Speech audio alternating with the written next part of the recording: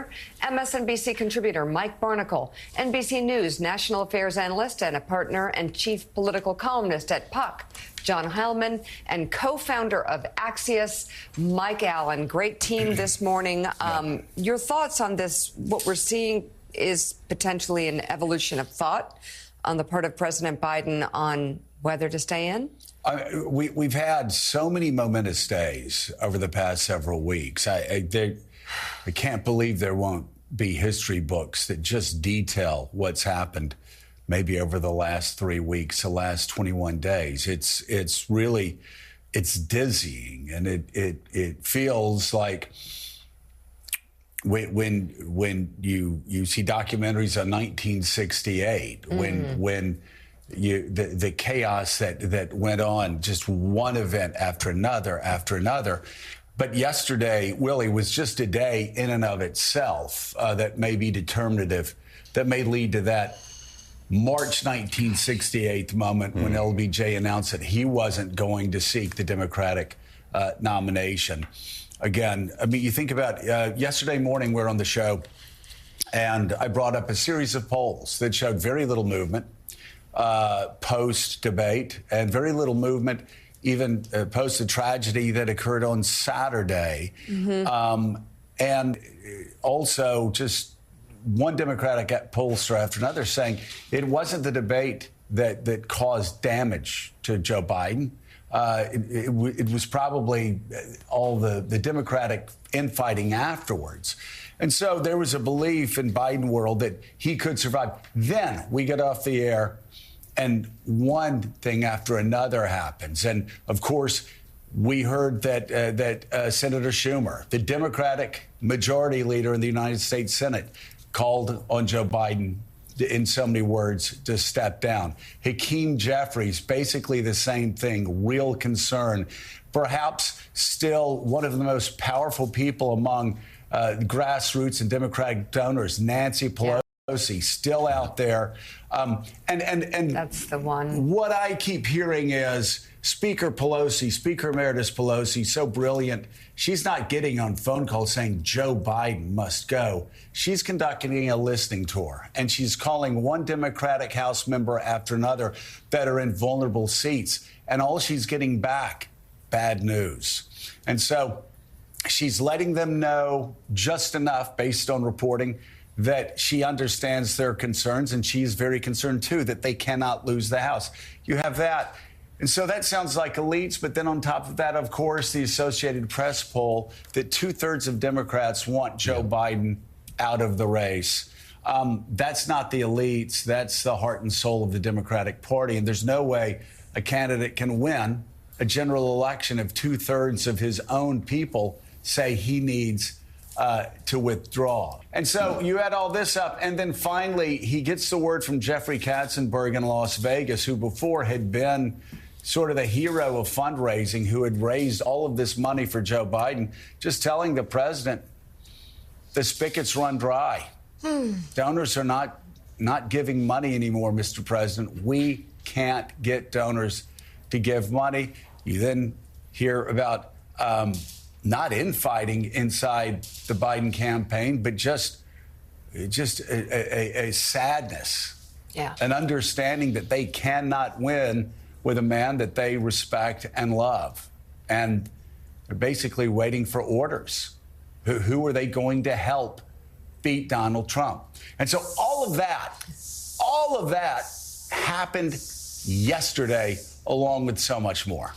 Yeah, and then at the end of the day, we learned that the president of the United States has tested positive for COVID, which felt like a coda to the day you just laid out, where Democrats just went, well, how much more of this can we take? And I think what we saw yesterday was everything we've been hearing in private, not just, frankly, for the last 3 weeks, but for a long time, spilled out publicly, which is that the polling now shows, private polling and now public polling that we're seeing, internal polling and public polling, that this is an uphill climb, not just for the president, but for everybody down the ballot. And that's why you heard Adam Schiff, who's very likely to be a senator from the state of California coming up here in just a few months, starting the day with a public statement saying that Joe Biden should step aside, that he's going to take down with him others who hope to become senators, hope to hold on to their seats in the House, for example. And then this sort of, the dam broke, and we heard the reports of Chuck Schumer, as you said, and Nancy Pelosi and Hakeem Jeffries. And it went on like this all day, saying, we've looked at the data. Yes, we've seen the national polls, but the election is not a national referendum. We're looking now at our district polls. We're looking at state polls, including one this morning from Emerson that shows Donald Trump now leading in the state of Virginia by 3 points in Virginia. So that's a snapshot of where this race is right now. And that's why you're hearing more vocally Democrats saying it is time to get out. And I wonder, Mike Barnicle, what you think about the president's state of mind right now. Obviously, we saw him after the COVID diagnosis, looking frail, getting onto Air Force One last night. He respects Nancy Pelosi. He respects Chuck Schumer. We know that. What will this weekend of isolation at home in Delaware be like for Biden and his family? I think it'll be a reflective weekend for the family, taking a look at the reality of the landscape. And I think the sadness of it will finally penetrate the entire Biden family. And the sadness of it, by sadness, I mean when you have elected officials, many of them unnamed in these newspaper stories about Democrats indicating that they don't want Joe Biden to be on the ballot this fall, running for re-election as president. The sadness of it is you keep hearing the word that they're bitter. They are bitter. And the idea that Joseph R. Biden, who is a magnetic personality with people, loves to grab people, slap them on the shoulder, how are you, buddy, how you been, that he would be referred to as bitter is really something. It's really something. And that Jonathan, is, I think, epidemic now within the House candidates and some of the Senate candidates. Yeah, we're seeing another real push by Democrats to try to adjust the top of the ticket. Every time the Biden campaign since the debate has been out there, they've been trying to fend this off. He's done a number of interviews. He's done a number of campaign events, some of which were very well received. He has been out there publicly saying, I'm saying this, stop asking me. And the questions have only grown. The Biden team's efforts to push this aside simply haven't worked. And as Joe just ran through, yesterday felt like a really significant day. And we should note, the Schumer meeting was over the weekend. Pelosi was several days ago. Jeffries was several days ago.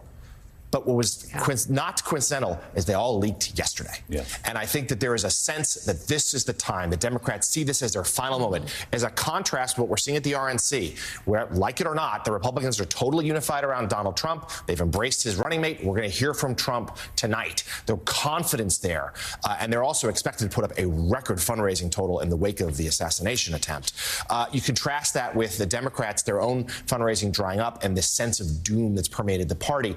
And maybe that's not fair to President Biden, but that's where the party is right now. And it does feel like, as the president now heads home to Rehoboth, off the campaign trail, and what would be a crucial moment to provide counter-programming to the RNC, that if this is going to happen, it's going to happen in this next stretch. And again, publicly, the president's saying he's staying on. We'll have to see if that changes. Yeah, and Joe and Mika, Joe, you pointed to this AP poll. The argument from the campaign has been it's elites, it's the media trying to push Joe Biden out. What we've said all along over the last 3 weeks is that's just not the case. All you have to do is go to the grocery store or go to the dry cleaner or the gas station. It's what people are talking about, his age after that.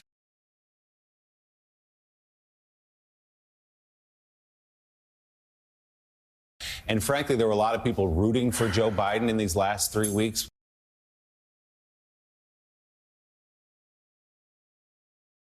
Waiting for these interviews, watching the performances, and clearly not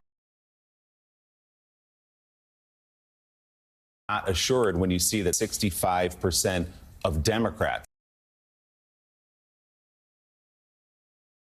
it's not just Americans, of Democrats believe it's time for him to step out of the race. Right. And you can look at all the polls. Listen. Here's the deal. There's 110 days left. We've said this time and time again.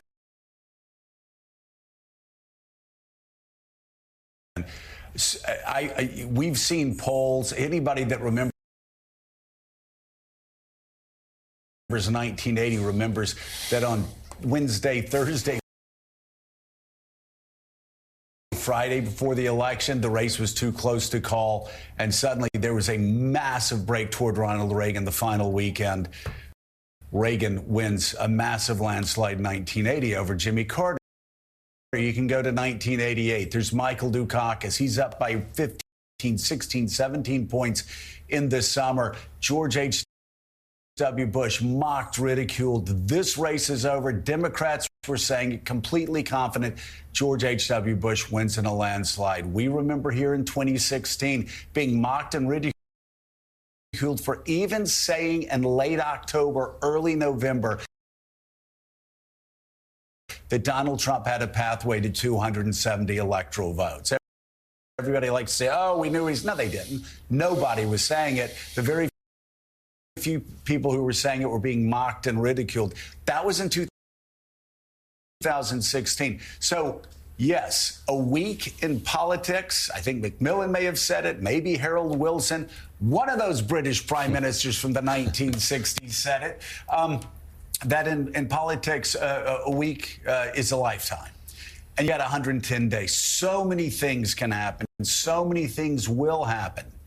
That said, show me any candidate from any year running for any position where he gets to the general election and 2/3 of his own party do not want him to run. I don't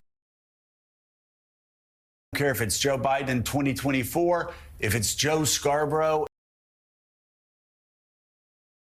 in like 1996, if it's a mayor running in 2014, that candidate is going to lose. Those are numbers you just can't get past me. Well, given what you've just said, Joe, this goes back to the point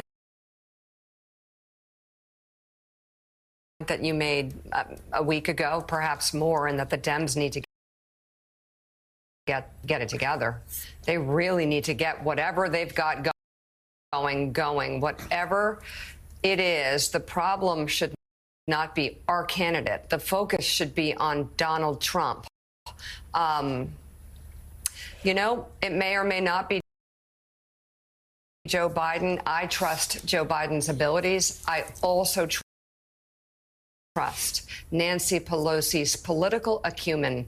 Nobody knows politics more than her, and nobody more than Nancy Pelosi. She does not get out there without information to back it up. She doesn't take risks, and she knows her politics. She knows her numbers.